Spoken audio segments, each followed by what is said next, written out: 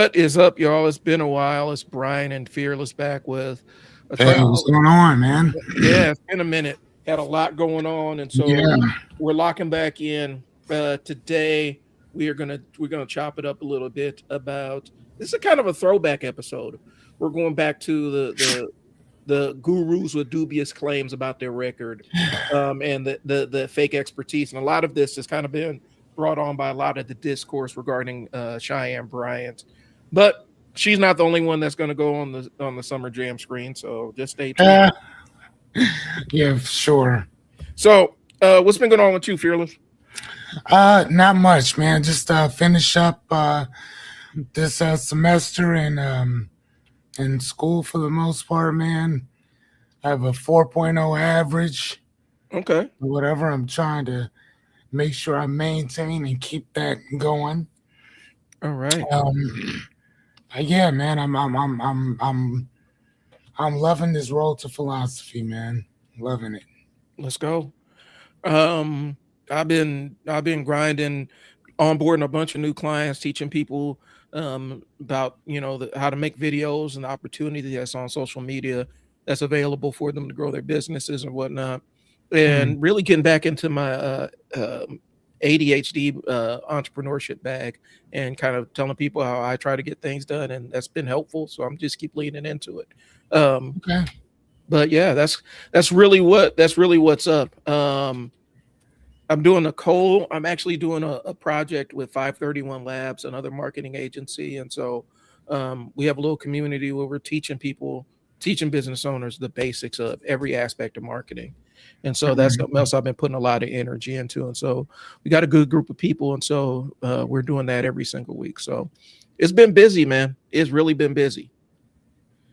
So, Right. um, but yeah, this week, all right, let's see. We got, one of the comments is mine. I don't know how to turn it off. Yeah, I know. I saw that.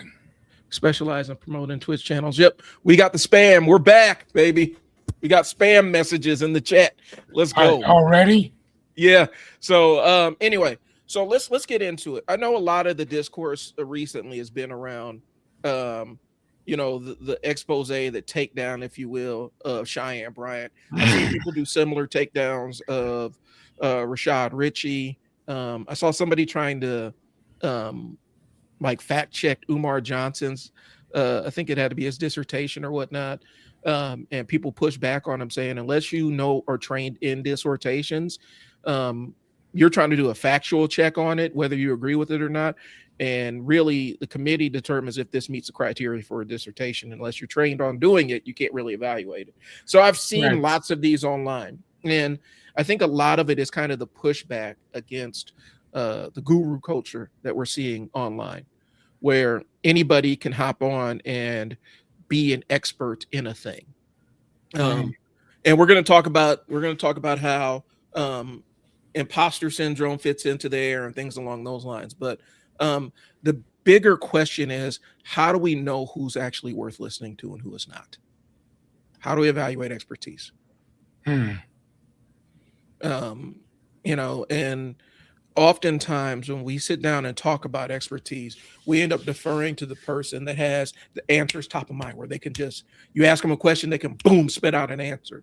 And we don't Mhm. really evaluate whether they're not bullshitting you. like, um, and the way we qualify that information is how rapidly can they generate an answer for this question, as opposed to how correct is the answer that they generate. Hmm. And I think that's kind of what determines it.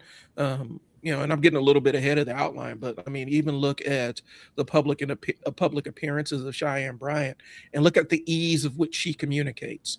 She's very verbose, she's very articulate and everything, and um, people will just she has a confidence in what she's saying, and people assume that that is all it takes to be an expert, is confidence in what you're saying. In reality, a lot of experts aren't terribly confident in what they're saying, because you know they know the edges and limits of what they know, Hmm. and so that I think that's kind of what happens. And so when people evaluate expertise, they're evaluating confidence, charisma, titles, how many people are following them, what shows are they seeing them on, you know production value, uh, vocabulary. You know what I'm saying? Whether they're speaking on something that resonates with you on an emotional level. And that's the point. One of the things that especially in our culture now, we have this imposter syndrome, and I'm always trying to explain to people that the difference between being an imposter and imposter syndrome is that an imposter is trying to convince you that they are what they are. Mhm. Imposter syndrome is when you're trying to convince yourself that you are what you are. Mhm. And that's the biggest difference there. Or whatever. And a lot of people that we've seen, especially with her, and it's not just her, it's other people too. Um, are they frauds? I mean, here's the thing. I think that is all based on a person's subjective Mhm. opinion on that. I can't.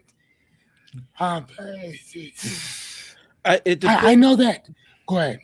I think it depends on how we're evaluating frauds, but I do want to touch Yeah. real quick on the imposter syndrome stuff. And this is just something I found. I know a lot of experts in a lot of things, people who know, who are well studied, well learned, and things along those lines. Those are the ones that tend to struggle with a lot of that deal with the imposter syndrome, because you have the edge, the hard edge and limits of your knowledge, and you are comfortable enough to say I don't, or you're uncomfortable enough to say I don't know that. Um, the people that the scam artists, I've never seen a scam artist or a bullshit artist ever struggle with imposter syndrome in my life. Hmm. Correct. Because when you have imposter syndrome, from my experience, it's you are overly accountable to the outcomes you produce, where you feel Hmm. like every time you speak, you're supposed to provide some level of outcome, or anytime somebody engages with you, you're supposed to provide some kind of transformation. You feel like you are accountable for their success or their failure. And a lot of scam artists do not really care if you are Not successful at in the all. things that you're doing. And so No. I almost see the imposter syndrome as kind of a check. Like, you got somebody who knows a heck of a whole lot, but they struggle with making sure that they know as much as other people think they know. I see that as kind of a moral thing, as opposed to somebody who's 100% completely knowledge, who has 100% confidence in the bullshit that they have in their brain, Right. and has no fear about feeding other people that bullshit like it is a real thing.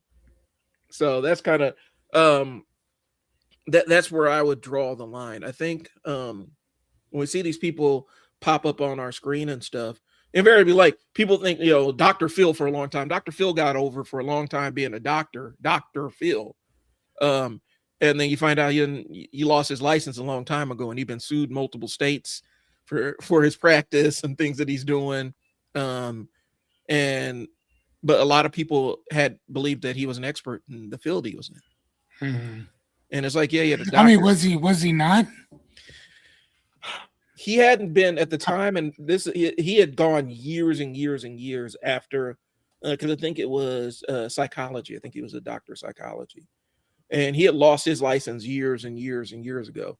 And the other side was he was actually dealing in issues that he didn't have any direct, real working knowledge in.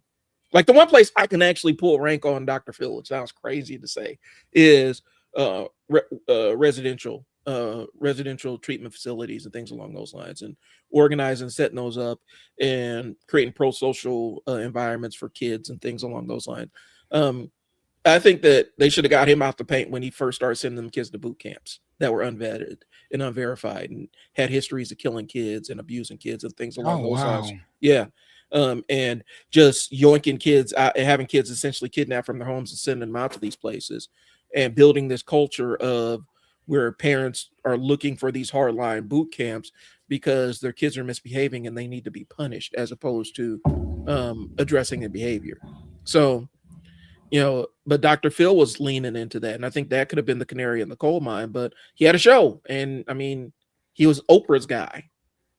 He was Oprah's guy, and people just leaned down and said, "Well, Oprah trusts him, so we got to trust him too." Right. So that authority figure giving credence to someone else or Yeah, credibility to somebody else. created that open line. Yeah, I So get that. and like I said, he's been like people been suing him. He just matter of fact, he just got sued by another network a couple last year. So For what? um um like he was supposed to start a fraudulent scheme to fleece Christian broadcaster for 500 million. Like TBN is the network that sued him, saying that he took a bunch of money, saying he's going to start this network and never really had any intention of doing it. That doesn't necessarily speak to his credentials, but that speaks to a pattern of behavior because he's been sued multiple times for different money schemes.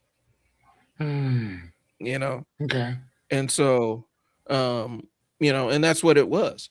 And so I mean, let's get back, let's pivot back here because we're not talking about Dr. Phil narrowly. We're talking about the entire, I don't know how we want to put this, the grifter Yeah. economy. Do we want to call it grifter? Like, are we comfortable enough saying Yeah, that you know she's what? unequivocally a grifter?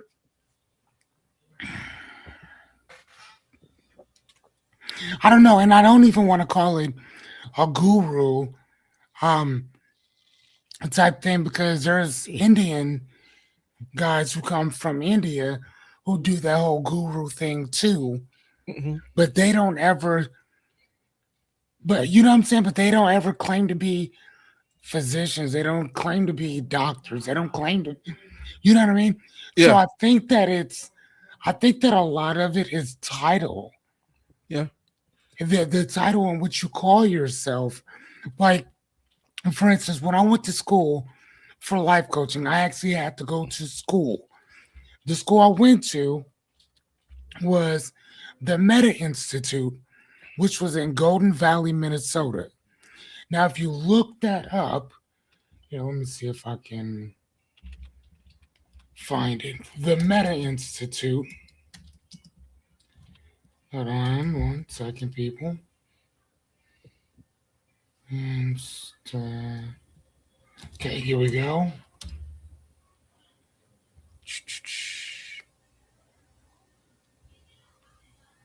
Okay, was so our school isn't even around anymore. Like they don't even have yeah, we don't need there's not even a they took down a website and everything. Mm-hmm.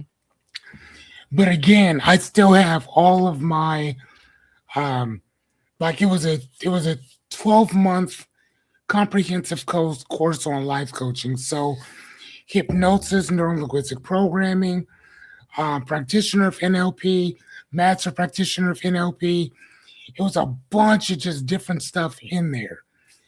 Bro, I went to that school in I think I graduated in 2006. Mm-hmm. 2006. So it's been 20 years, right? Right. I still have one of my every one of my books from there.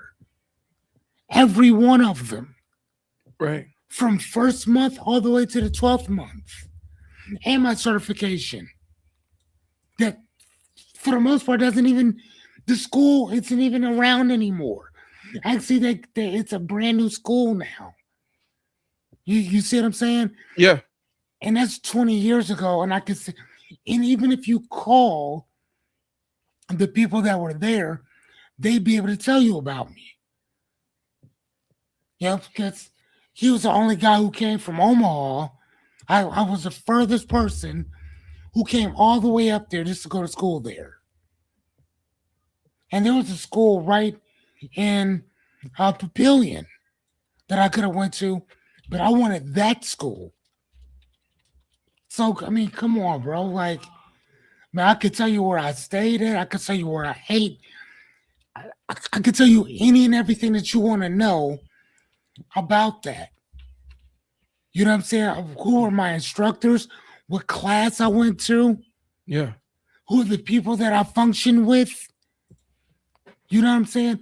So again, even though the school itself is gone, the experience is still mine. Right. The classwork is still mine. Well, You know what I'm and saying? Like all that stuff is still there. So that's, I think the biggest thing with, like, in my point was this: I graduated with a certification in life coaching for the most part, but mhm, my actual title, my actual title was therapeutic coach. Okay, mhm, therapeutic coach. That's what my certification says. Again, I got it in Minnesota. right. Here's the thing: in Nebraska, you cannot call yourself or label anything that you do therapeutic without a license. Nothing. So I can't call my company that. I can't call my title that. I can't say anything like that until I'm a, until I'm licensed for that, or I'm working with somebody who's licensed for that. So now I may use it as saying that these are what my credentials are, Right. but I tell people I cannot call myself a therapeutic coach because in Nebraska we can't do that. I can't use that title. You know what I'm Well, saying? right. So I mean, but that's for me. I can't. Not and not just like myself, but anybody around here who uses the title therapeutic anything. Hmm. You can't use that if you're not accredited for it. Well, and And that's the problem that's the biggest issue that I've seen that people have about her is it's literally for that. yeah, and we're listening, Jennifer. We're getting a couple of thoughts out, and then we're gonna get into um taking questions or whatnot.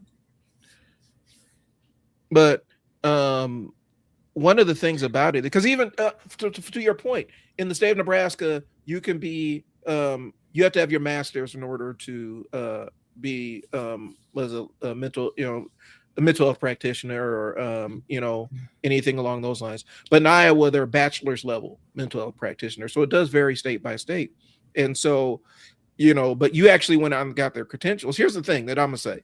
A lot of times we see it in the space where people will get these certificates or degrees from Harvard, and really it's their online correspondence program. Like anybody can go pay $300 to $500 and get a certificate from Harvard. It doesn't mean that the Harvard online thing is fake. It just means that it's not as it looks better on paper, and that's why people get it. Other times people are getting it to kind of grow and learn about it, right? And so I think the challenge is being able to balance out, because here's the thing, and this is what I'll say: just because a person is an expert lawyer doesn't mean that they're an expert physician, right? And just because somebody has credentials and degrees in one area doesn't make them some universal genius in other areas. And I think that bleeds into a lot of it, you know. um Hmm. I think that bleeds into a lot of how we talk about this stuff. Um, if you're practicing in the thing that you are actually taught to do, that's one thing. But I think a lot of times people are trained to do one thing and practice in a bunch of other stuff that they're not necessarily, they have a passing knowledge of, or it's lucrative. Right. Um, and so that's kind of where it's at. Um, and like I said, it is a balance of it, because there are times where just you could even be talking to somebody who's fully credentialed, fully trained in the thing that they're doing, but they still make a mistake. They're still wrong about stuff. And Hmm. so there is that balance. But a lot of times we like the appearance of knowledge. Like we want the appearance of this guru is being knowledgeable in this specific area. Um, and I know there are real gurus and things along those lines, but there are also people that will even claim to be an expert level knowledge in this thing, and they're really not. I've seen it in the marketing space a lot, where you have this 18-year-old kid who's a marketing whiz or marketing expert, and really what he's doing is he's selling you into Go High Level, like their entire white label program. And so, but he's a marketing expert, an automation expert, but all he's doing is selling you a software package. And the way the Go High Level set up, you can white label it and sell it as your own AI marketing suite and put your company brand and everything on it. But the company Go High Level is doing all the stuff on the back end, and people will sell Go High Level installations for $5, $10, $20,000, and Go High Level is $97 a month if you want to do it yourself. So they'll sell these installations, or they'll charge you $300, a month for your website with all the stuff on the back end wired to it. And but then they'll say, I'm the marketing whiz, I'm the marketing expert. And all they are really an expert on affiliate marketing, and they're selling you into their program. So it is what we're seeing a lot of on social media. I think that's sometimes it's hard for me to make money on social media because I don't do, like, I'll tell you, yeah, it's just Go High Level. They just repackaged Go High Level and sold it to you. And sometimes that honesty, hey, you don't really need to pay for that. Like, or you can do this for free. A lot of times that honesty does hurt me, but from a business standpoint. But again, I don't feel bad about what I tell people, if that makes sense. Like, I don't have to wrestle with my conscience about it, if that makes sense. And so I think that's the balance. So we talked about, and we don't necessarily want to say guru culture, but it's in the self-help. It's the self-help industry in general. And how we define who is an expert, who's not, who do we listen to, who's not. Because sometimes a person could be sitting up there completely bullshitting with no lived experience and still give you good advice. I think we saw that with one of the subjects of our show today was Cheyenne Bryant. I saw her sitting up there with Cam Newton, and she was saying some real stuff. Wasn't discounting what she was saying, but it's discounting. At some point, you have to say, okay, are you an actual expert to be telling people how to do X, Y, and Z in their lives? But again, though, like even when she's saying to people, cool, you can say whatever you want. Don't present yourself as something that you're not, though. Right. That's all I'm saying. Right. If that's what you want to go out there and say, then go out there and say it. Cool, do you? I don't necessarily have to agree or give you credibility for this and the other. I could care less one way or the other. Excuse me. I couldn't care less one way or the other. The issue is, it's you are gallivanting as something that you are not. And instead of just saying that I'm a life coach who gives out what did she say? She's a what expert? Oh, let me see. What kind of expert did she say? I gotta look it up. She was a psychiatry expert. I think she said psychology. A psychology expert. I mean, she could say that I'm a life coach who gives out a psychology information or whatever. You can say that. If she'd have just kept it at, I'm a life coach and this is what I do, cool.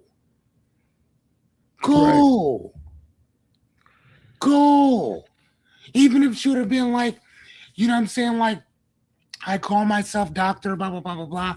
I am not actually a doctor. It's more of like a title type thing or whatever, because of what I'm doing. I own the name Dr. Bryon. That's what it is. Again, ain't nobody tripping. Go ahead, do your thing. But when you get on the Breakfast Club and you double down, and you triple down on it, and you start saying that the government gave you your money back or offered to give you your money back.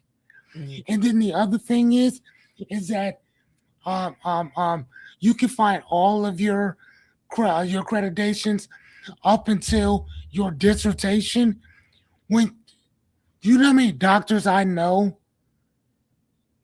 that have PhDs Mm-hmm. that have like 2 or 3 copies of their dissertations. They they've been working on that shit forever. Mm-hmm. They can tell you what it is, like off the bungee. Oh, Right. what was your dissertation in? What did you talk about? Who did you do? Who did you argue with? Because once you state your dissertation, you have to be able to argue it in front of a board. Yep. Who's the board? Who helped you? Well, and it goes back to like you mentioned with the doctor How thing, many like how many pages was it? right. It goes How back many to pages was it? You so ain't got no copies? Not one? Really? and that's the problem. And it does go into the, because using the word doctor, that's like that's a society. That means that you've reached a certain level of expertise and knowledge, Yes. and you've earned it through study and application and working knowledge and stuff. Rigorous. Rigorous study. Rigorous application. And the licensing is supposed to make sure that you don't harm people and you're able to be That held part. accountable. And Mhm. the way she framed the entire, well, the licensing is just red tape and it just allows, not having lights. Like, no, the licensing is the thing that allows you to be held accountable for the things that you say in the public square. But like I'll tell you, like I audited, like for those that don't know, you can audit courses, right? Like, which means that you do the coursework, do all the other stuff without actually being in a degree program or thing. I've What do you audited, mean? so you can audit courses, right? Like, let me pull it up because I know a lot of people audit stuff at, they'll use the Harvard University online things and audit sites and whatnot. Basically, if you have the syllabus and coursework and books and all the other stuff, you can go through all the coursework without physically being enrolled in the school, and you have that knowledge of stuff. But that doesn't mean that it's applied. That doesn't mean it's been tested. It's been vetted. It doesn't mean anything. It just means that you have the knowledge that people have, right? And that doesn't mean that, like, I tell people all the time, like I've read, because initially what I was going to do was, my goal was, okay, I'm going to go get my master's in clinical counseling. And that was my entire goal. Like a year and a half, I started prepping myself for it because I was supposed to be getting this scholarship that was going to pay my entire way through my job. Yeah. Boy sound? Yep. Did all the coursework, went through all the books and everything, did all that stuff just so that when it was time to actually do it, I could just blast through it. Right. And I did that in my off hours because, I'm a nerd and that was fun to me.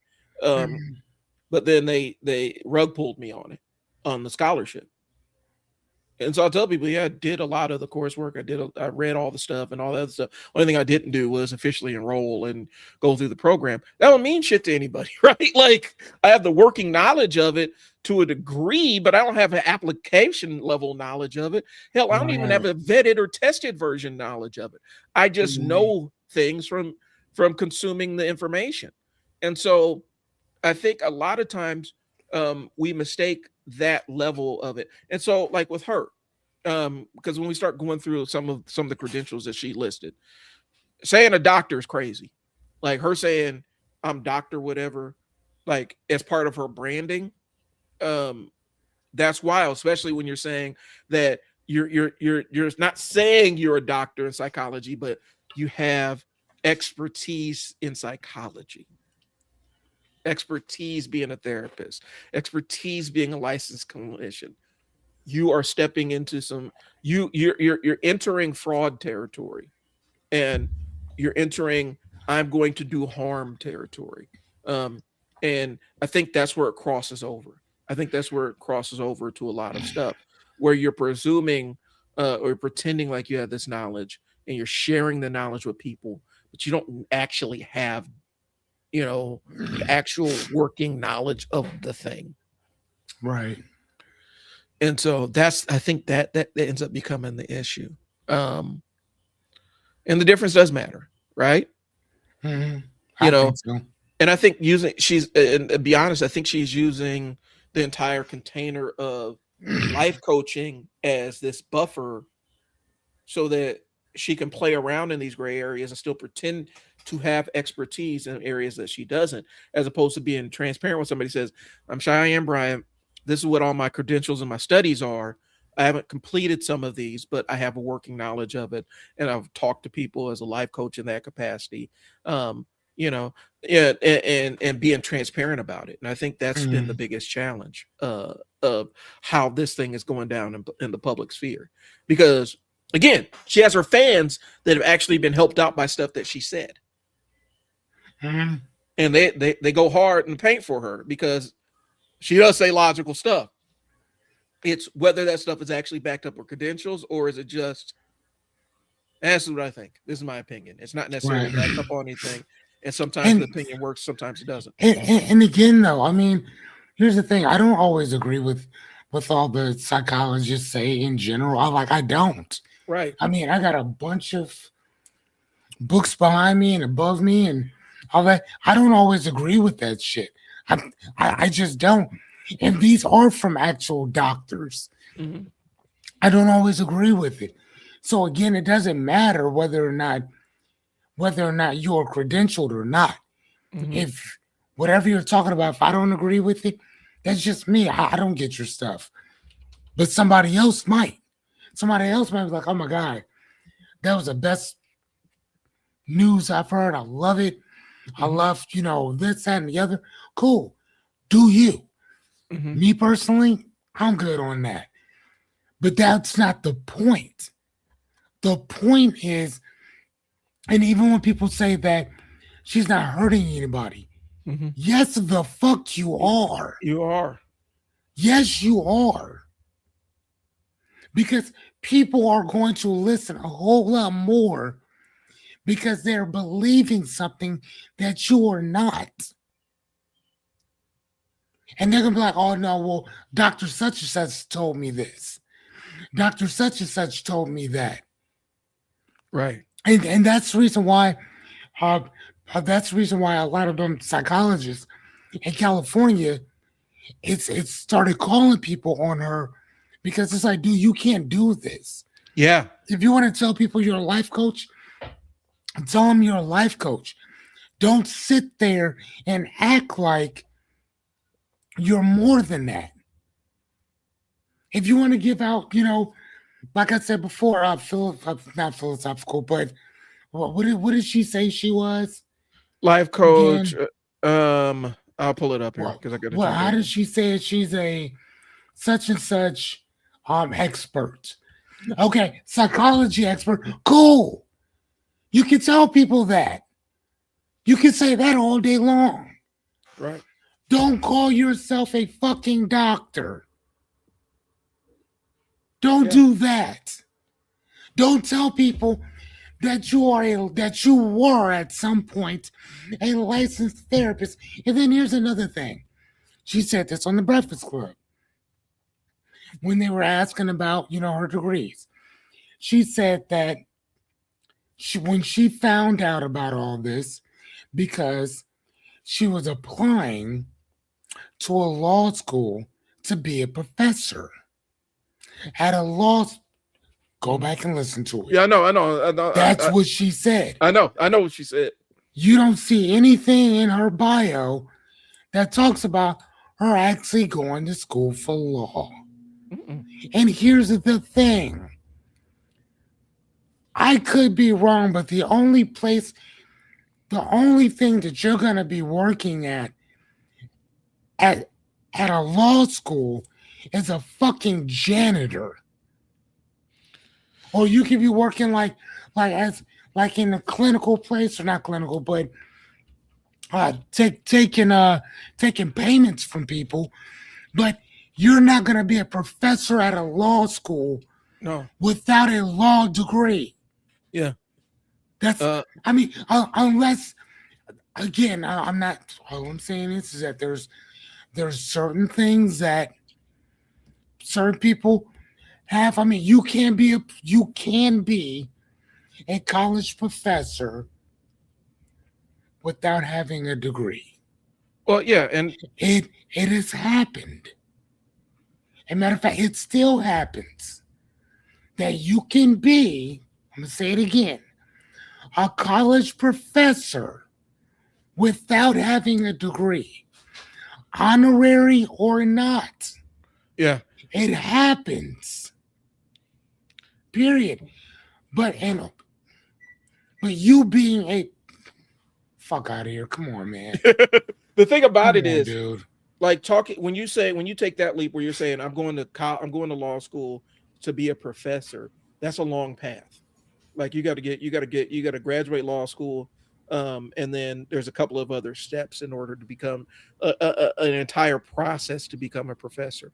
Like right now, You got it's to know what you're talking about. right, and you have You to got to actually know what you're doing. you actually have to have a degree in order to be a professor at a law school. Now you could be an adjunct professor. Like Okay. I'm going for adjunct professor at a local community college for marketing stuff because I have working Okay. knowledge. I got a portfolio and stuff like that. I can actually hold that position That and make speak that makes intelligently. sense. But That to makes sense. to do where you're actually saying I'm going to law school, like you could go to law school if you got a bachelor's, you could test in and get into law school. You could apply, do all the other stuff to get into law school and pursue your law school, like was it Juris Doctorate or whatever. You can pursue that, and that's fine. But the thing we're saying is there was never any mention about, yeah, I'm gonna go get my JD and do the other steps, and that's what I want to do in multiple years. She's making it seem like, yeah, I'm about to go do that tomorrow, bro. Like I'm about to go apply and lock it up. And so I think what happens is, and see, it gets really weird when it comes down to the money, because now we have to start evaluating, how did she use this label to separate people from their money, you know? And now you start getting into some gray areas. How many times was she booked on a show as a resident expert of the thing? But I don't know, man. Here, I'm gonna throw this in here. I'll be seeing Julian Michaels, the what was that show, Biggest Loser lady? Mhm. She be on CNN talking about politics and stuff, like on the panel discussion. Wrong as hell, just wrong, up there saying wrong stuff, um, all the time. And Mhm. so I feel like it's not just social media that gets sucked into this world of somebody is just talking very articulately about a topic that they are not educated in specifically. It's starting to happen in regular news too, like CNN. She's sitting there with people that have degrees in political science and are reporters that have covered international conflicts and all kinds of other stuff for decades. And here's Julian Michaels. Like this guy, he taught political science at Yale. And then there's Julian Michaels sitting there arguing with him. Hmm. What are we doing out here? What are we doing out here? Yeah, Like it's kind of she like got that Dunner. What is that? That Dunner. What is it? Dunning Kruger. The Dunning Kruger effect. I mean, horrible. She up there talking about. I remember talking about. She decided she's going to talk about slavery, and then she used the fact that she adopted some black kids from Haiti, I believe, and talking about, well, less than whatever percent of people down south or people in the country own slaves, and then you run the numbers back, and it's like that the numbers you're doing don't even make sense, because you're trying to take the entire country where slavery wasn't legal in the entire country, and then you're trying to filter that into something that happened in the southern states and use Mhm. that, and you're diluting the numbers. But she was 10 toes down on it, Mhm. telling people the history is, telling black folks the history of slavery on a historian, telling them the history of slavery on CNN. It's like, this is crazy work. What is I, happening right now? But you know what's so funny? I'm reading this book right now. Can you see that, that? yeah, Death of Expertise. I think I've read that one actually. Yeah, I'm reading this right now. The Death of Expertise, the campaign against establishment, the campaign against established knowledge, and why it matters. I mean, so like, yeah, I saw this. I was like, oh man, I got to get that. So that's what I'm reading now. Okay. Like, yeah. So You yeah. know, and so again, you can't go out and call yourself a doctor without doing the things that are requisite of a doctor. And you're telling people from your expertise as a doctor that you really don't have on what to do with their life, and say that you're not causing harm, even if your stuff is right. Mm. Because you're not going to, you eventually, if they keep coming to you, eventually you're going to get it wrong. And you don't have, there's no framework to hold you accountable.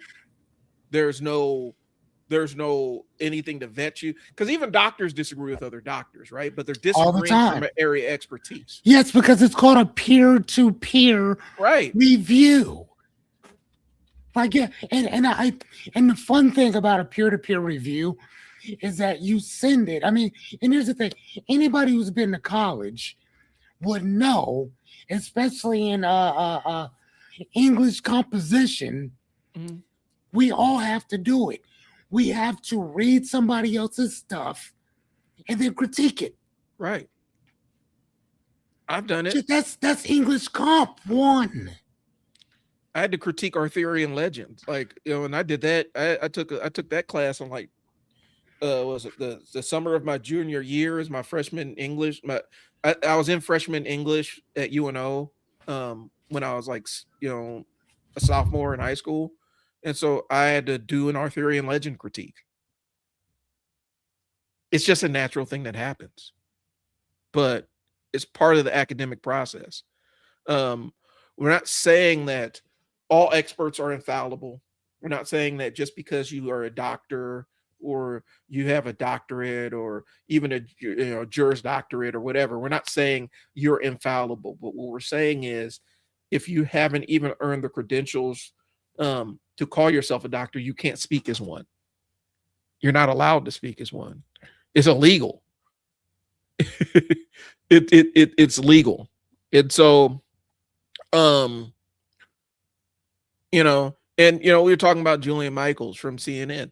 Like, they're like, well, they didn't bring her on as a political correspondent, but they have her talking about politics. They got her as a culture war panelist and public health. What credentials does she have to talk about public health besides being on The Biggest Loser? I'm asking you because my mom was an epidemiologist. She actually did public health.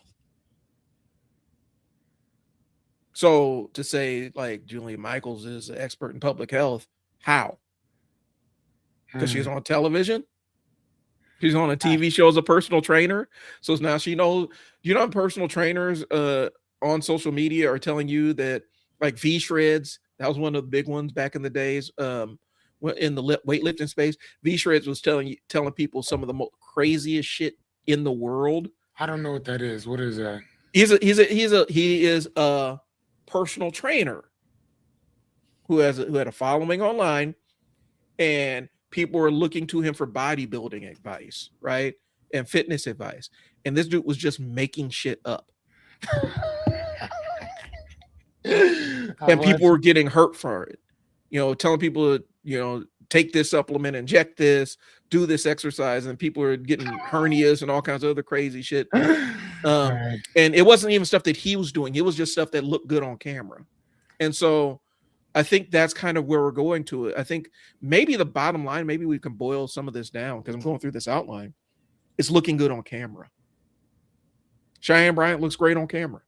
Amazing. Looks amazing on camera. And she sounds amazing on camera. She sounds amazing when a mic's in front of her.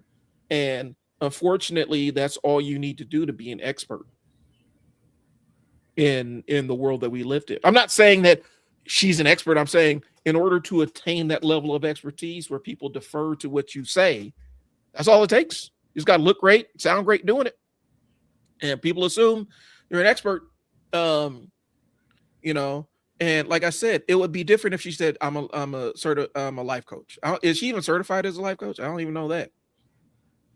She just said, I'm a life coach and I've studied this, I studied that, I studied this, I studied that. That is different than saying I'm a doctor.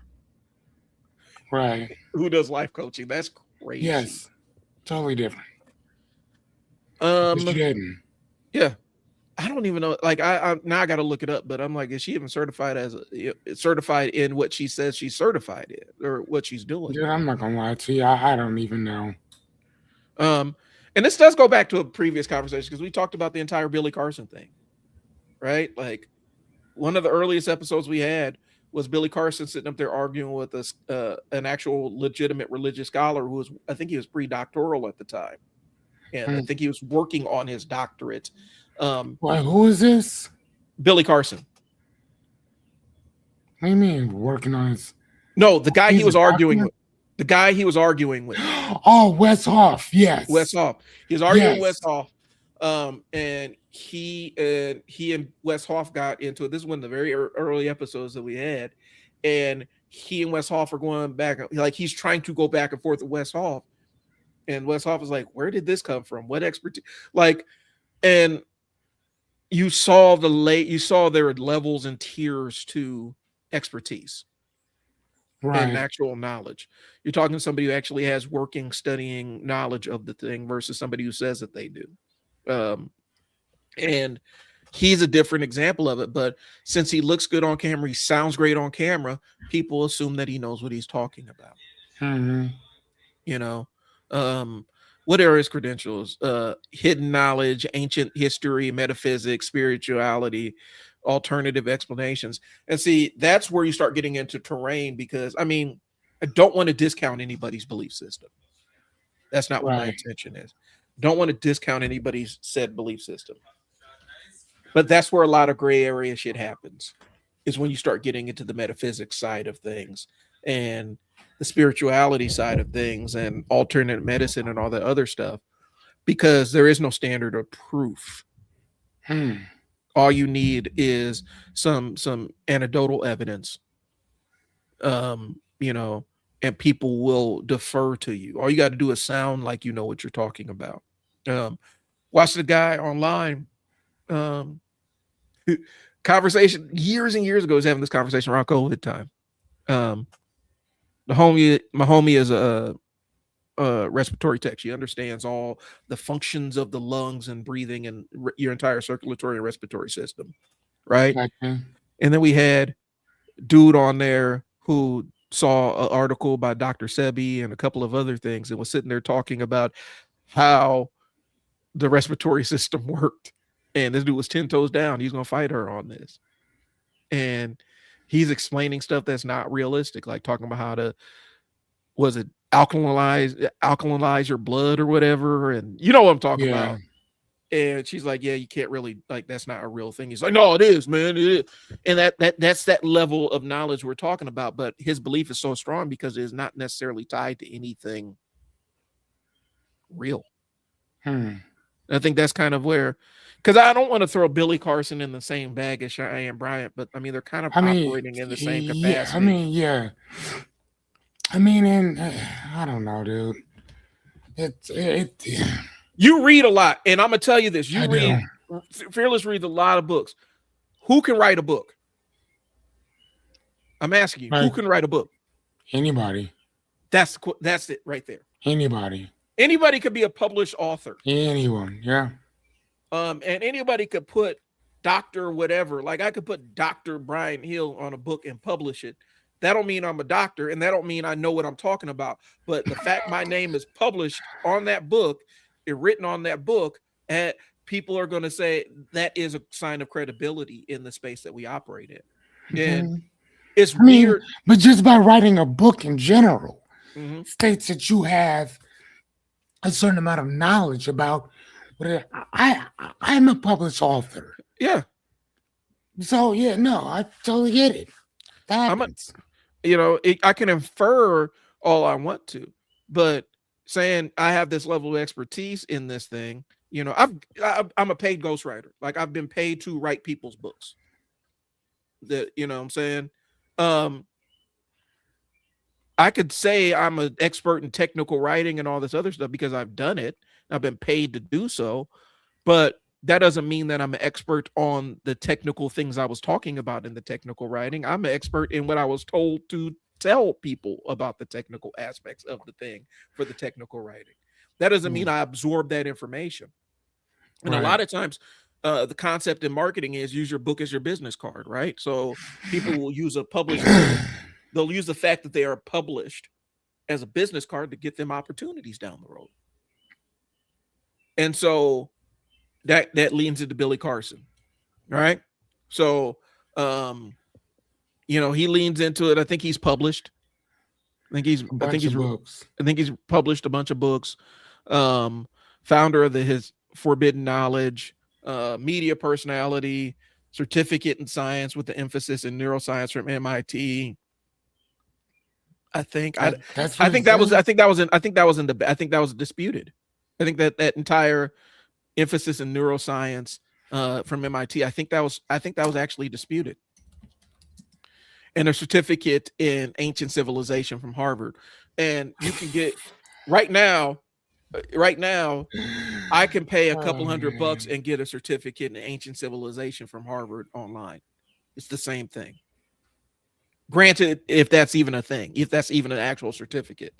Um, and so the MIT thing says that certificates are professional development credentials. They do not grant academic merit, and completing an executive certificate does not make someone a MIT Sloan alumni. But he's telling people this. So what? And I guess maybe the question is, why are people so obsessed with the term doctor and these credentials and everything? The reason why is because that automatically buys you credibility with people that may or may not give you money.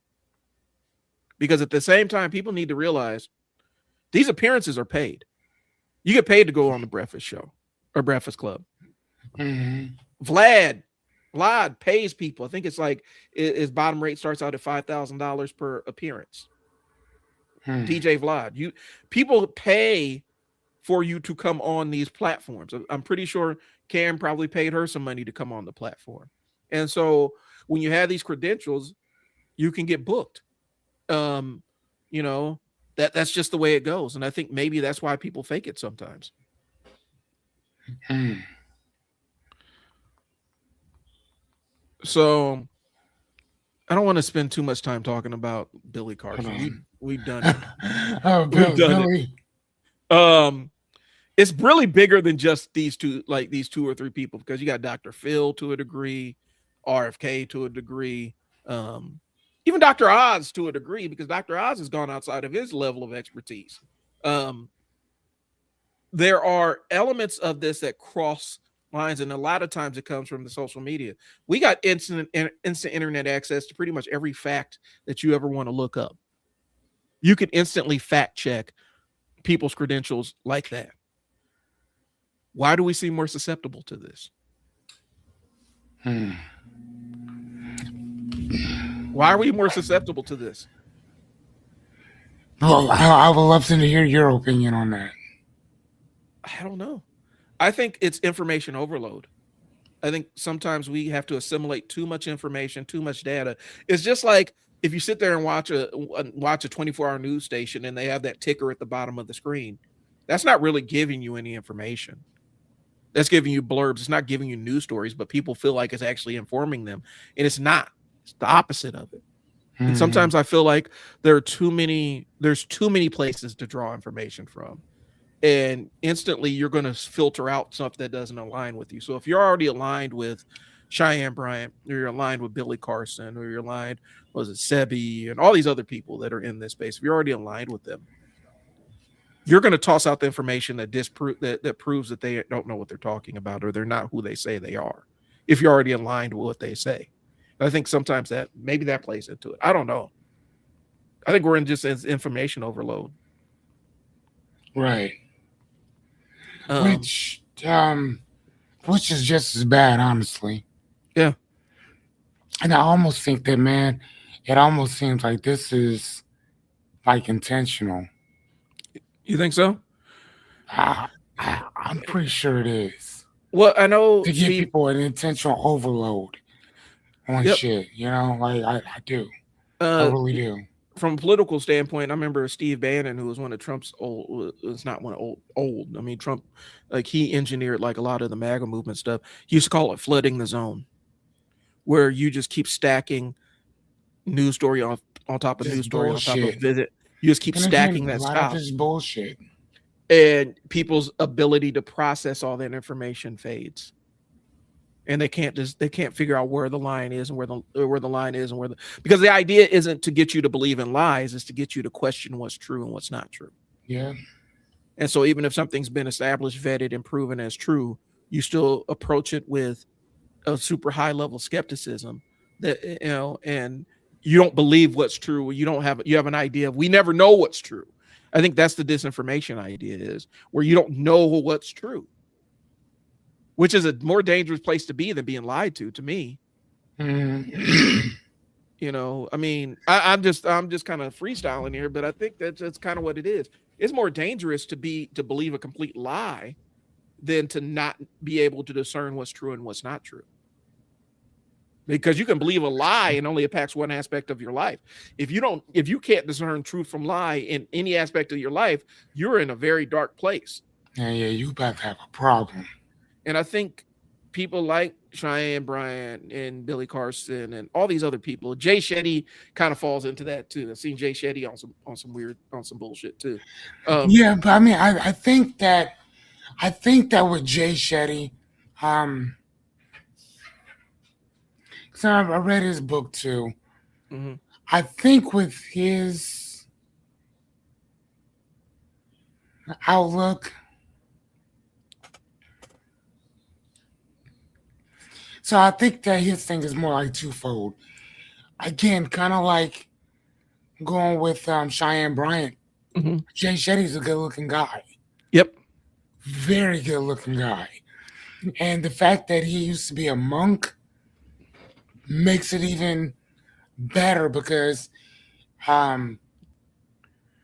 he understands the concept of capitalism, but he also understands the conflict of having nothing. Well, it goes in being with you. You know what I mean? Whereas Dr.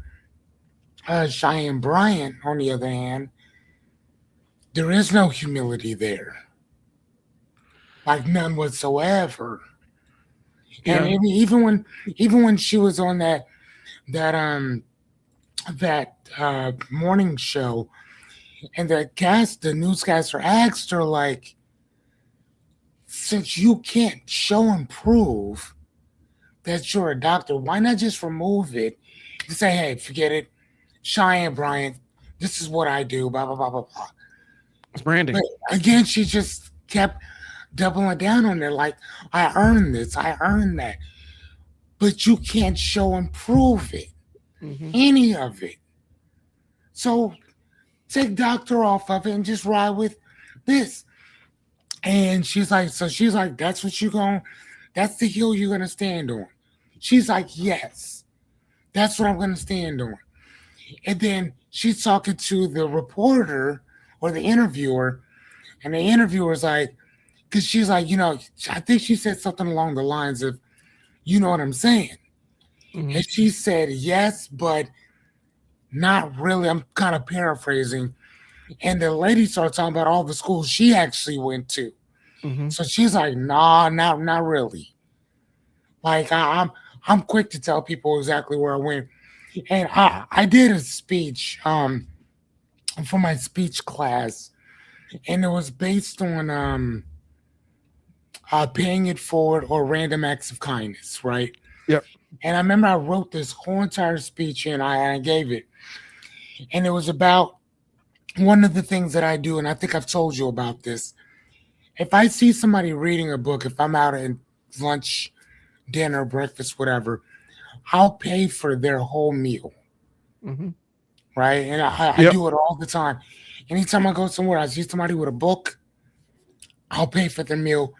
Most of the time, I'd say 90% of the time, they don't even know it's me doing it. I'll pay for the meal and the tip. Right? Okay. And I've been doing this for years.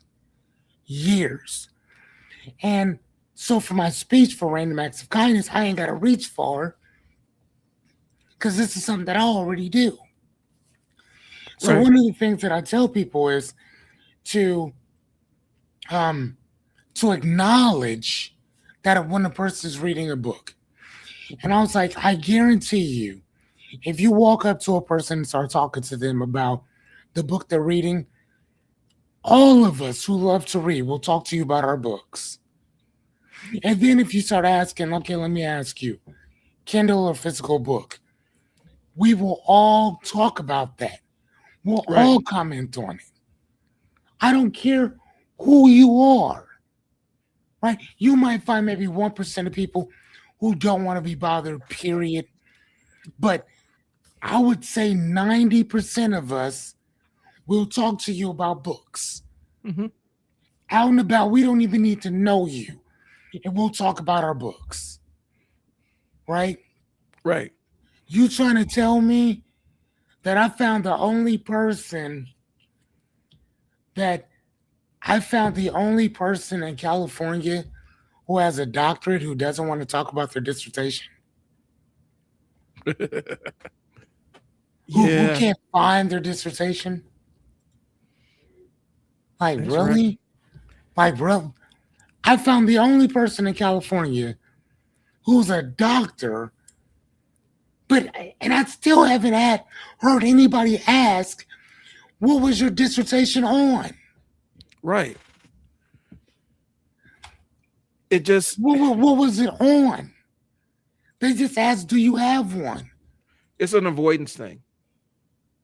I mean, whether you're talking to the person, correct, it is just a piece of paper. Yeah.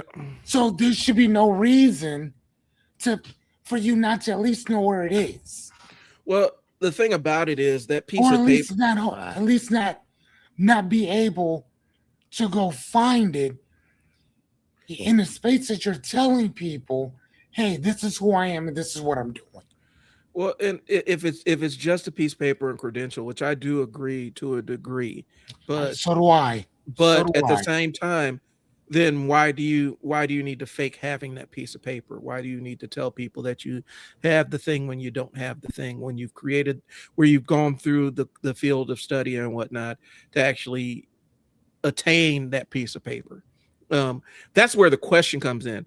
And I think what happens is a lot of times people will fake the funk with one of those, the fake degree, or saying they have a degree that they don't have, because it adds credibility. It makes it easier for people to pay. People pay experts. And that's a marketing thing. If you seem to be an expert in your field, people pay you for it. And for a lot of people, that degree, whether you have it or or if you're just fronting, is for them, that's proof of purchase. Like, they believe that you're an expert.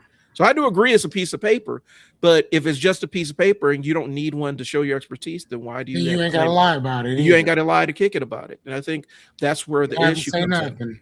Nothing. because specifically when we're talking about doctorates and things along those lines, there are Correct. rules. There are rules that go along with, there are expectations that go along with it, where there's a layer of accountability that could come with being in that fraternity or sorority of doctors, people that can call themselves doctors of different fields of study. There are rules that come along with it. And when you decide that you're going to call yourself a doctor of whatever, you're agreeing to whatever the rules are around that doctorate. And so that's where I'm saying. And so, unfortunately, um Especially in mental health, man. mental health is mental health. Especially in mental health, man. You don't want, I saw a cat on YouTube. Especially in that. If you said that you had a if you said that you have a degree, a doctorate in philosophy, who gives a shit? Hmm. Ain't nobody gonna care. Or you Right. have a doctorate in theology. No one gives a shit. I Hmm. mean, at least I don't. Cool, I don't care. But to say that you have that but to say that you have that, and especially in a field like mental health, bro, that is so dangerous. Yeah, because you can actually get people killed. Like, you can actually Correct. you could actually give somebody that is mentally unstable bad information, and since there's no mechanism to hold you accountable for that, if they harm themselves or something along those lines, you have an indirect part in the negative outcome. I've seen a doctor, somebody who's actually licensed as a mental health practitioner, online running a YouTube channel, they had to do a full apology and retraction video for Yes.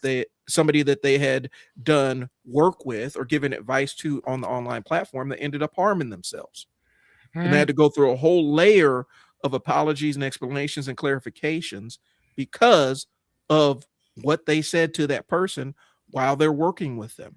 And Hmm. so, yeah, it's just a piece of paper, but also there are expectations that come along when you give yourself the title of doctor or licensed mental health practitioner. The license means something, and that means that wherever you're practicing, you're held accountable to it. All right. But the credibility conferred by a college degree is fading fast. Grade inflation, higher grades, poor performance, AI being smarter than degreed humans allows access without expertise. Yeah, but I listen. The AI companies will tell you don't come to AI for medical advice. You need to go Yeah. to somebody who actually has the degree and working experience. Um, they're actually gotten in. They're actually dumbing down AI models and stuff because people are actually using them as therapists, which they do not want. And so um I think we have to talk about the concept of familiarity with the concept versus expertise with the concept. You I can mean, and go ahead. you can watch a YouTube video and be familiar with the concept, right? Hmm. You can watch a YouTube video and have a level of familiarity with it. You can watch 5 YouTube videos and have more familiarity than somebody who's never experienced the concept before. But does that mean you got more expertise than somebody who's been doing the thing that you watch those videos? They've been doing the thing for 10 years. Yeah. And are you I mean, qualified to stand on stage and talk with them about it? right. I mean, matter of fact, that's almost like for me. Um, I have a couple motorcycles, right? I have a Harley Road Glide, which is a big bike, and Mhm. then I have a Victory Highball, which is a smaller bike but big motor, right? And I'm still working on being able to do a U-turn, Mhm. right? Look, do my U-turns and all that stuff. Um, if I were to start telling people that I'm a motorcycle instructor and I still suck, I'm not good Mhm. at riding my bike. You know how dangerous that is for me to tell somebody else what they should be doing Right. and they're not on their bike if I'm still working on it myself. Now again, I'll watch when we're done here, I'll go out and go ride my bike. I'll sit down, I have watched hundreds of hours of YouTube of watching them do it, watching them do it, watching them do it, watching them do it. And then I'll go out there and go try it. Eventually, I'll get it. I know I will. Right. But doing it versus watching it, it looks a whole lot easier than it actually is. Yeah. So that's all I'm saying, or whatever. And when it comes to mental health, it's something totally different, Uh, totally different. so I've done when I was 14, that'd be about 14, 15 years old. I have piloted a single prop plane. I went to space camp. I had aeronautics all through 8th grade. It's part of the big program that my mom actually found and got me into, and did the entire training through the school year. Blah blah blah. Summer accumulation of the entire thing was fly plane, do a couple of fly a Cessna, do a couple of maneuvers or whatnot, and then the pilot on board will land the plane. So I did takeoff, maneuvers. They did the landing side of it. That doesn't qualify me to teach nobody about no damn plane or how to be a Right. how to fly a plane. And me saying that my experience is enough to tell you is dangerous. And I think that's the thing. That's the difference, to That's say all you we're saying. to give people mental health advice. We're actually giving them advice as opposed to, hey, this is what worked for me, try it, you know, this is what worked for me. Like Yes. I could speak to Yes. what's worked with me as a business owner, and person who's worked in human and social services with ADHD. I could tell you it's worked for me, right? But when I put on the hat of now I'm a licensed credential therapist telling you on how to manage your ADHD, that is a place where I don't belong. Even though I have all the lived experience of somebody who's lived their entire life with it, doesn't mean that I have the direct experience as a practitioner. Right. Um, and so I think that's kind of what it is. I think we tend to devalue. I think what the place is, we're devaluing post-secondary education, devaluing college, because it's been framed as this career thing. It has been framed as a career preparation or track.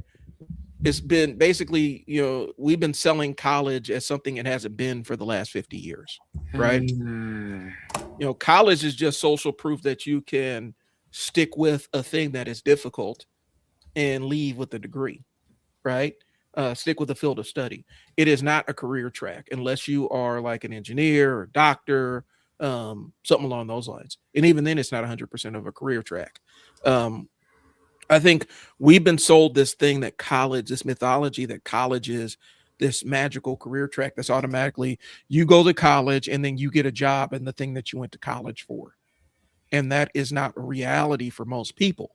But that also doesn't mean that their degrees are worthless or devalued or, or anything along those lines. It just means that, they had the way it was posed to me was, we don't necessarily care if you have a master's or the hiring process. We care that you committed to getting a master's and show that level of ability to stick through a thing. So we don't care what knowledge you get from it. It shows your level of commitment to the thing. And that's what they were looking at. And so I think we view college in the way that it's sold to people as this magical career track, just like how we do with high school. Like high school, people, what you went? I went to high school for 4 years. What did I get out of it? Well, I'll tell you what I got out of my high school going for 4 years. I left with a portfolio of houses that I've rendered in 3D. Like I was on my way to to being an engineer, but I pursued that in high school. I did that myself. I went and pursued that. Yeah. I know people that I left with an internship, engineering internship, and so it depends. It's a garbage in, garbage out kind of proposition. But Yeah, and I like what you said there. But statistics in the job markets prove that the college degrees have been tremendously devalued. That's not an opinion anymore, but a fact. Okay, what's job market? So I was going to ask you, um, is it a fact that college has been devalued, or is it a fact that that's your opinion? Yeah. You know what I'm saying? Because those you're saying, and again, I'm just trying to understand like where you're coming from. I'm not agreeing or disagreeing, but looking at this this thing here, let me show you my screen right quick. Okay. No, please. Hold on, share screen. Where are we at? Oh damn! What? Okay, share. Can I? Damn, dude. Like we haven't done this in quite a while, haven't we? Mm-mm.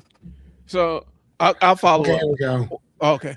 So right here it says that nearly 2/3, 63% of Americans now believe a 4-year college degree is not worth the cost due to high debt and a lack of specific job skills. This represents a dramatic shift from a decade ago when the majority of the public viewed degrees as a definitive path to the American dream. And now it says that perceived value is only 35% of Americans still consider a college education very important, plummeting from 75% in 2010. Mm-hmm. So yeah, Liberty Twitcher, I totally understand what you're saying. Um, and which is really kind of crappy too, because uh, declining faith in college spans across political lines and demographics, primarily driven by exploding tuition costs, political polarization on campuses, and the rising appeal of trade and vocational schools. Are they actually building more trades in vocational schools though? Yeah, let's talk about the invisible hand of the market a little bit here, okay? Because we do need to discuss what goes into determining, because there's a couple of case studies I gotta find, but I read them a couple years ago because I was actually doing, I think it might have been a paper or something about the college degrees and the price of them and whatnot. I agree And with you, Liberty Switcher. I agree. any employer can tell, or any employer can tell you mere college degree doesn't mean much anymore. Unless they say, I unless they, agree. but then if we're saying that, then why do they have college degrees as requisite to get the entry level position? So we can't on one end say that it doesn't mean anything, but on the other end, you have to have it in order to get in the position. But I'll throw this in here. So, can I Yeah, interject right quick? So I think what Liberty Switcher is saying, because I do understand where they're coming from on that. It's kind of like the same argument that we made before, whereas the reason why employers are hiring and making sure that you have college degrees is very simple, because they can pay you a shit wage and get top tier people for that shit wage. As before, I pay you a wage, and a high schooler can come in and get that same exact job for the most part. yeah, Whereas people with associates, bachelor's, master's degrees are now coming in and taking those subpar jobs yeah. because they can, because the job market sucks. But let's throw this in here because, and now we're going. This is what I got to throw in here. And you could we could talk about it, look it up or whatnot if you want to pull it up. Um, it does break down so on socioeconomic lines too, Okay. because as a black male with a degree, my likelihood of getting a job is roughly the same as uh, a white male with similar experience that doesn't have a degree, depending on what industry I'm going into. Um, and Even so prison experience, actually. yeah. And so like you could actually have he could actually have a criminal record, and his likelihood of getting a similar position is higher than mine with no criminal record and a degree. And so what does that say to me if I'm trying to step to these jobs as a black person with no degree, knowing that I'm already behind, even though I have a degree? And so there are layers to this. We can't just do the broad brushstrokes and say is completely worthless for everybody, because Mm, we can look at some of the other data and say that is also a thing where I could have a similar level of experience and have a degree, but my opportunity to get hired in this job comes down to other factors that I have no control over.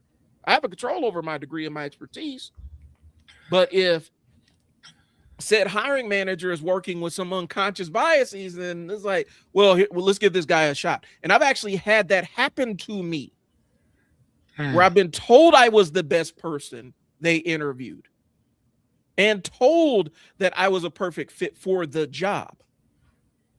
But they had guy over here who got themselves in trouble for sexually harassing employees, and it was just his time because they needed to move him from where he was because they wanted to get rid of that position and move him back to the position that he already had. So mm. I'm coming in telling you that we can't clearly say that because some of that doesn't apply depending on who you are. Some of it is you absolutely have to have a degree and then more and then some to qualify for the same job that these jobs don't think is like we don't need a degree for this job. Okay, cool. So if somebody without a degree has roughly the same ability to get a job that I do, based on immutable circumstances, we can't clearly say that. Is what Mm. I'm saying. And so No, I get it. we have to look at that too. And so I think when we look But at right. qualifications for it, when we talk about qualifications and who's qualified and who's not, some people getting a degree is not optional. And for some people, getting a degree is 100% optional. I have friends that I got friends that dropped out of school and they're doing great, but they had the connections. They such and such was the son of such and such's uncle who runs such and such, and then they ended up getting something. Or they built their own thing. Or they built their own thing. And for me, like I stated before, I'm going to school. You already know, I have no intention of working for somebody else. Right. I'm not going to school because I need a job. Like, I'm going to school because, number one, I love to learn, and I love to teach in general. So if I can get into something like that, that'd be great. But as opposed to just working for somebody, being like teaching something, I can do that. But as far as like clocking in and being in it, like, nah, I'm good on that shit. Like, that doesn't do anything for me. Personally, it doesn't do anything for me. But again, I don't plan to work. I'm not working for somebody else. That shit's out. Again, unless it's teaching. If it's teaching, I'll do that because I love to teach. But as far as like anything else, no, I'm cool. No thanks. So, with AI agents now, it's easier to avoid having to work for someone else. Yes, for sure. Well, I understand that, and I'm not saying that, but I feel like we're taking different ideas, like different things that could be true in context, and we're just saying this is universally true across the board. Yeah. And I think that's, you're getting into a dangerous place when we start doing that. Like, I understand AI agents, bro. I actually train people on how to use this stuff. I train business owners how to use this stuff. Matter of fact, when I get off of this, I actually got to go and work on my next training for a group of business owners, and I'm teaching this stuff too. So I get it and I understand it, but I think we get into the baby and bathwater situation, right? Like, you don't throw the whole baby out with the bathwater. Okay. You can't necessarily empirically say degrees are valueless because of AI, or degrees don't mean anything, or they mean less for everybody without AI, because there's some people, they wouldn't even get considered for a position without a degree, while others don't need a degree for the same position. So unless we're willing to have that conversation, we can have that conversation. Now let's talk about the invisible hand of the market, because that is also determining, for a long time, that was determining how much college tuition was, because there are colleges out there for a long time that prided themselves on keeping their tuitions low, and they're never able to hit their enrollment numbers. They raise their price of their tuition, and guess what? They raised the price of their tuition, and guess what? The signal to the market was, oh, since you're paying more for the education, it's more valuable. And that's literally, I got to find the colleges, because I did this was years and years ago, but they showed our tuition numbers were here when our price was affordable for everybody, and as soon as we made it unaffordable for most people, we hit all of our numbers, because price is your positioning signal. And for colleges that say, I have the cheapest, most affordable tuition, people say, well, your degrees are worthless, even though it's not true. Even though it's the same degree with the same rigor that you had to apply the same rigor and the same level of hustle and focus and study to attain that degree. But because it's from a school that doesn't cost a lot of money, kids are seeing it as, oh, well, this degree isn't worth as much. It's not prestigious enough. That's crazy. And so there are levels to this, and sometimes I think we see capitalism as a great equalizer, but we also don't see it as sometimes the villain behind the curtain. Because the only reason some of these colleges are so expensive is because if they lower their price, people will say that they're cheap, and then they'll have a tough time hitting their enrollment numbers. And there was a time when a lot of states college was free. And we need to talk. There's some history behind. There's some uncomfortable history about why it's not free anymore. and who had access to it when it was free versus who didn't have access to it when college was free. So we can have that conversation too. Um, because now that college is more accessible, if you have the money to it, all of a sudden now we're seeing, well, the price of, value of a degree isn't really that important. It's not Right. mocking anybody. I'm not mocking you, but I'm saying you see the pivot now when college Right, is more. right. When you start looking at exactly who's the biggest demographic that has more college degrees than anybody else, Yeah. and then you start, oh, you know what? This isn't really worth. I see where you're going. I Yeah. get. And so we can have these conversations along. If we're going to have this, we can't have it in isolation, is what I'm saying. So, yes, college degrees, people are seeing through and not wanting to pay up for all this stuff, right? But the reason why a lot of these colleges raise their tuition is because they still have to hit their enrollment numbers, and lowering their tuition price lowers the enrollment numbers. But then also, historically, who's been left out of college? And now that we have a big surge of the people that have been historically left out of college, now degrees don't mean as much. So it's just kind of like moving the goalpost. It is a Like sliding moving goalpost. the goalpost, yeah. And I'm willing to have that entire robust conversation, not on this live stream because we're about an hour and a half in, Yeah, but what am I done? we can have this. We can have this. Like we could do this as a follow up. Like I wouldn't even mind doing this as a follow up, so I can get my numbers together and we could really have this conversation. Or I can do it on mine, whatever. I'm just being honest with you. Um, it is kind of odious thing. You got to understand. When I was growing up, bro, college wasn't an option. Like I was in the '90s. Graduated in 97. I was already a kid that had high academic standing. College was never presented as optional to me. And the reason why is like I was on my way in college, I was on my way radio job offers from a radio station to go out and do their drive time, which is a big deal out on the coast. From Omaha going out to the coast to do a drive time slot shoot. And I was ready to drop out of college to go pursue this opportunity to work in radio and work in broadcasting. And the older people in my family, my mom and one of my older cousins, staged the intervention on me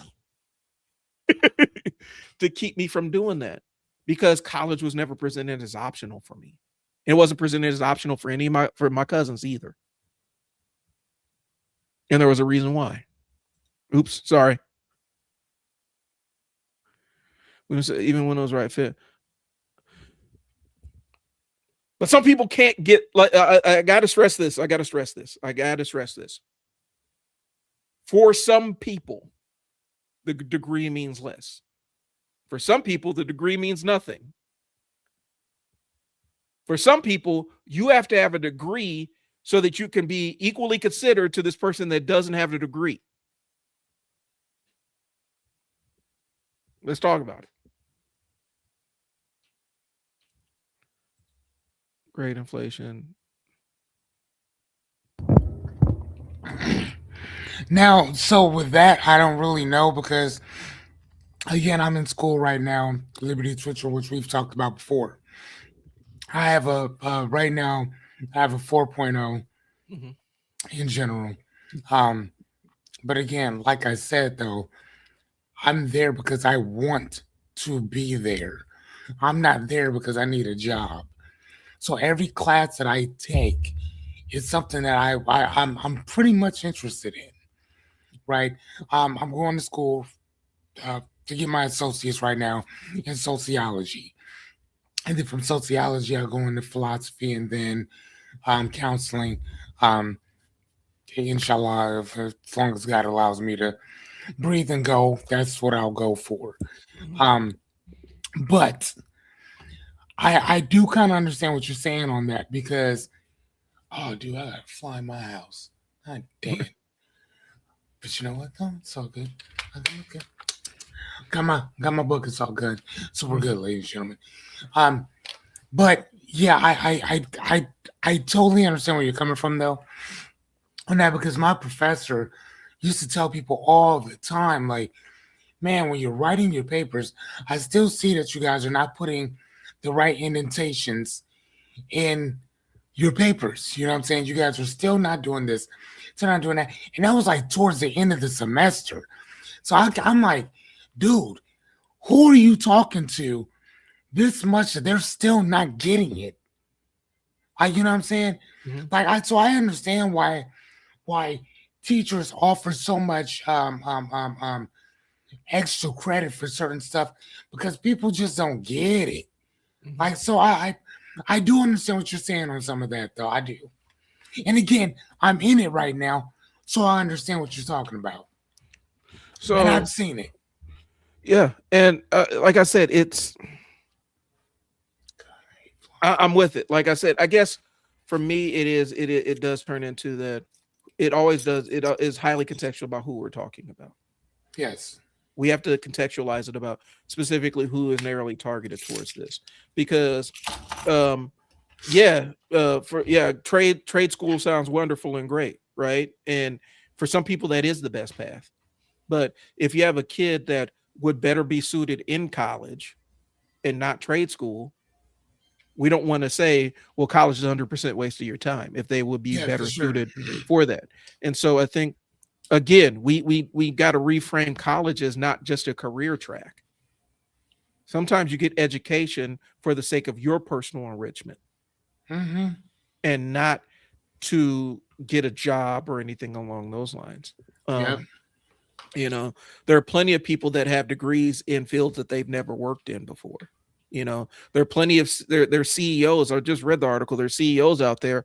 People are talking about theater degrees are worthless. There are multiple CEOs with theater degrees, and they're not doing theater stuff. Right. And so I think we could pivot away from college is your degree track because that hasn't been the case since college was restricted to a certain demographic of folk.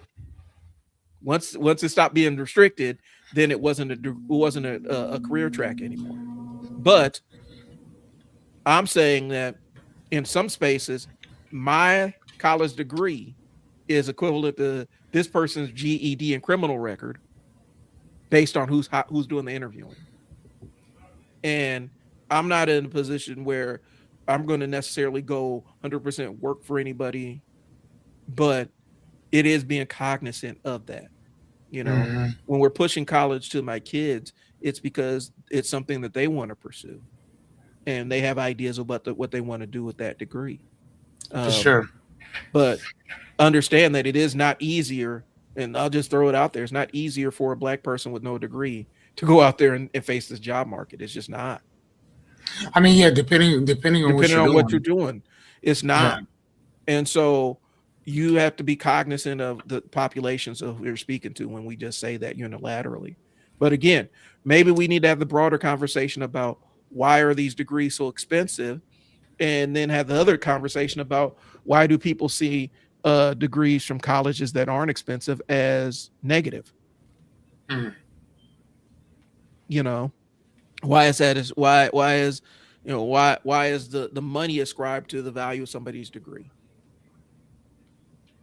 So As opposed to the degree itself, you mean? yeah, as opposed to the degree and the commitment to get the degree. Yeah. You Right. know, Because yeah.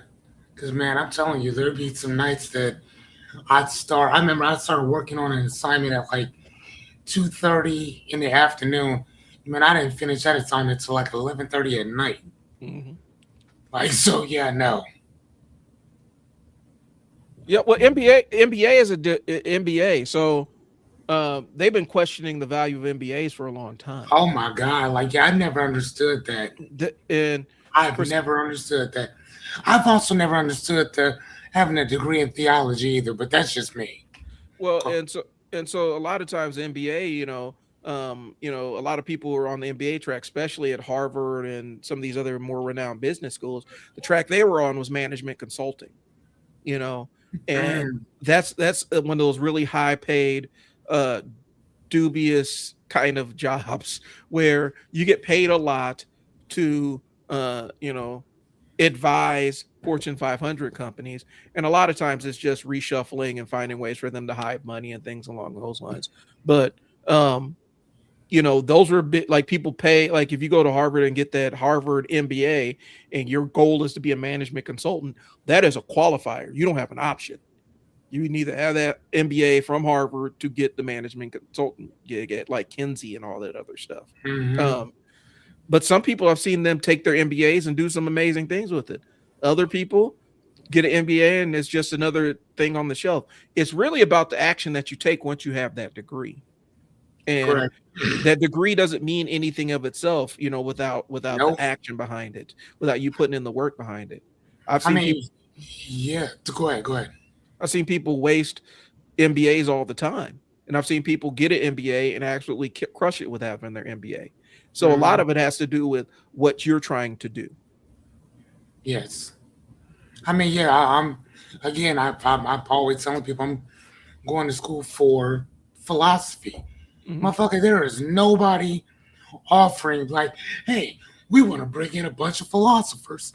No, it does not happen. Mhm. So for me, I know exactly what I'm going to do with it as soon as I'm done. Right. I know exactly what I'm doing with it. What I'm putting it to work for. Because I'm looking out here, I see a problem. I see a problem that to me that philosophers could solve, and I'm gonna solve that problem. Now here's the cool thing. The problem I'm gonna be solving is not gonna be for everybody. Mhm. And I'm okay with that. I mean, that's what we need people with MBAs for. Yeah. Because the problems that they solve are not going to work for me. So, If eh, I if I ever decided to go back, I'd probably go back uh to, you know, be a psychologist who specializes in adult ADHD and yeah, and also cognitive science. That's what I would go for because that's what initially I was interested in. And that's what right. my path was. I was going to get my master's and I was going to get my doctorate, and life changed. But if I went back, that's what I'll go for because that's something that I think, and I have a plan for what I would do with it. You know, um, but I think it does. You have to put some planning in about what your degree is for. And Yes. I think oftentimes we have people that get degrees just to get them like the Infinity Stones. They just gather the degrees to have the degrees and never really utilize them for anything purposeful. And so Right. we have to talk about that too. And yeah, let me Fearless. Hold on, if you could take over for a second, I need to pull up percentages on how many Sure. Americans have degrees. What percentage of Americans? Okay. I mean, but yeah, no.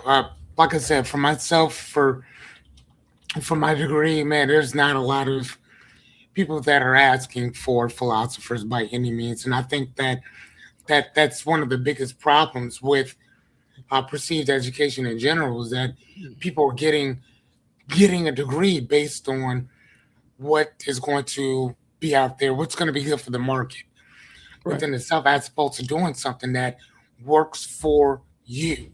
right, Liberty Twitcher, I love what you said, like about, dude, like where are the um what are the trade schools at? Uh, why are more people not becoming plumbers? Why are more people not becoming electricians? hmm Why are people not more people not doing that? Why are people not getting into uh, uh, uh, what is it? Carpentry work, welding, yeah, stuff like that. No, so I think that there are people that that are that are want to. Actually, you know what? I know a young man right now. His name is Mason. Mason is 17 years old and wants to go to school for he wants to go to school for welding.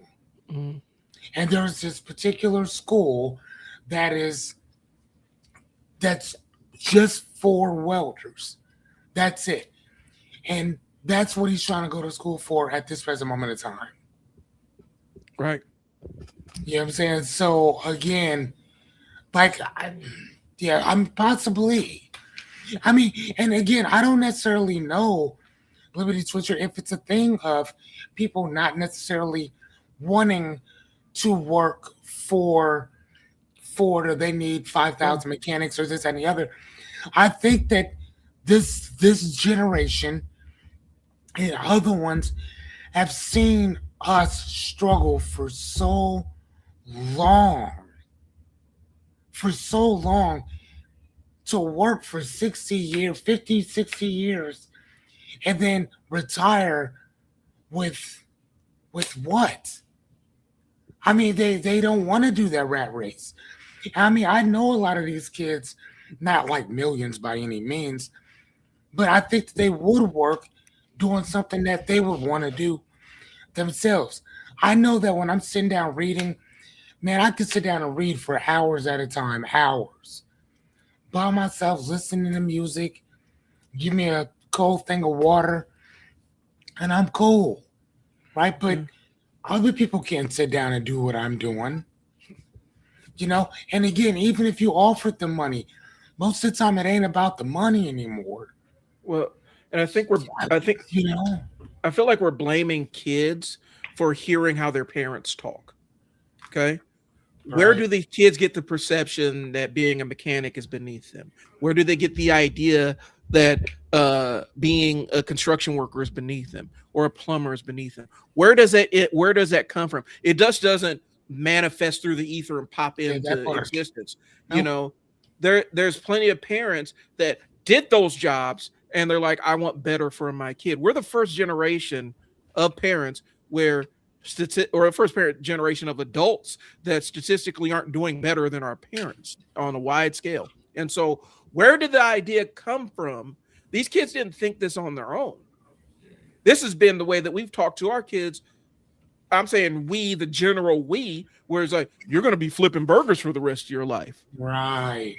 And those kids say, well, I don't want to flip burgers. Well, what if you're flipping burgers in your own restaurant? What if you are one of them people that have those burger restaurants where everybody wears lumberjack stuff and charges $19 for a cheeseburger? Or $100 for a Philly cheesesteak. Right. So the way we talk to the way that people have talked to these generation of kids, we've instilled it in them that there are specific job titles and designations that are beneath them. And so it's Yep. not about the money. They don't want to be a plumber because they're being a plumber and their mom and dad have talked about, well, you're going to be a plumber someday if you don't get your grades up. And so now they feel like I don't want to do Right, I this. got you. Yeah, yeah. And so I think we end up blaming the kids for the environment that the adults created. Feel created, right? Multiple generations of adults have this level of blame. And we're blaming the kids for literally taking what we're saying to heart and believing it. And so Mhm. I think that's ownership on the parents too. And it's the ownership of how we put this stuff on television and how we talk about it in society. This stuff doesn't happen in a bubble. Right. People aren't poo pooing the trades just out of the blue. That's been you're going to be a mechanic. Do you want to be a mechanic for the rest of your life? And kids be like, well, yeah. Well, you need to have higher goals than that for yourself. Right. I have peers that got talked out of. All they want to do was be a barber. And people, you can't just want to be a barber. You need to have high. I just wanted to be a DJ Mm. and work in broadcasting. That's all I wanted to do. And you can't just do that. It doesn't make any. There's no career in that. So Right. you have to well-meaning adults have a share of blame to go around with this. It's Mm. not just the kids. They're not just coming out saying, man, I don't want to do plumbing. I don't want to do janitorial work. I don't want to do any of that. We have an entire generation of parents that have taught them to look down their noses at people doing this. And look at the way we even talk about service workers now. Yeah. They don't deserve to make a living wage because they haven't earned a position to be requisite. You shouldn't have a living wage if you're working at McDonald's. What if that's literally you got laid off? That's literally the only job you can have. So you are like, because you cosmically the universe has decided to punish you. You don't deserve to earn enough for your 8 to 10 hours that you put in every single day. So Right. we have to look at how we phrase the way that we talk about this kind of stuff. I agree. So I'm not necessarily disagreeing with you. But No, I'm saying there's a little bit more context that we need to add to the conversation. yeah. Hey, we need to kind Wrap it of, up. Yep. yeah, So we'll finish this up next week. yeah, for sure. I love this convo. And Again, we'll we talk started about off talking about one thing, and then we got into some other stuff. Yeah, we'll it's talk about great. higher education and all that other stuff next week because I Yes, finally got my numbers and all that other stuff. But yeah. we need to get to going. We'll talk to you guys later. Thanks for tuning in. Talk to y'all later. Peace. Thank you guys.